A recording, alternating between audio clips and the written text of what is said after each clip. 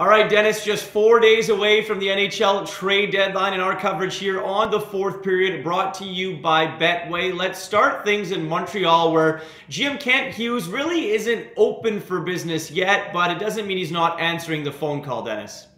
Yeah, well, he's trying to accommodate Jeff Petrie from a family standpoint, so I can understand that. But when you look at what's available, and they made the Chirot trade, there isn't, other than maybe Brett Kulak, who they say they like, there isn't a lot of moves to make with respect to the deadline, with respect to rentals. So will you see activity in the offseason? Sure. But at this point in time, look, give the guy an A for getting what he got for Ben Chirot. I think that's it. That he can close business. If he does nothing else, right now, it's a win for Kent Hughes. I think that was just a massive pull by getting a first-round plus for Ben Chirot. So if he moves a Brent Kulak at the deadline for a conditional or lower-round pick, that's fine. But again, I agree that I don't think there's going to be a lot of activity in Montreal once we get to Monday.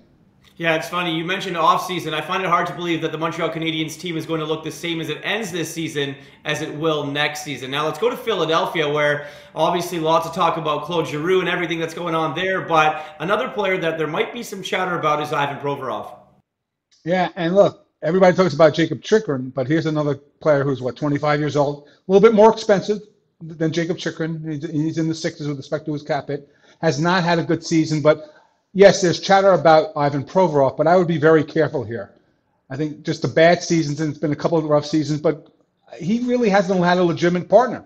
The plan was going to be Ryan Ellis, and Ryan Ellis has played 4 games this year. So to me, I would be careful. I think when you look to trade a left defenseman out of Philly, I would lean towards more Travis Sanheim than I would Ivan Provorov, because I still think Ivan, with the right partner, with a new scheme, with a different coach, he can get back to the level where he was a couple of seasons ago.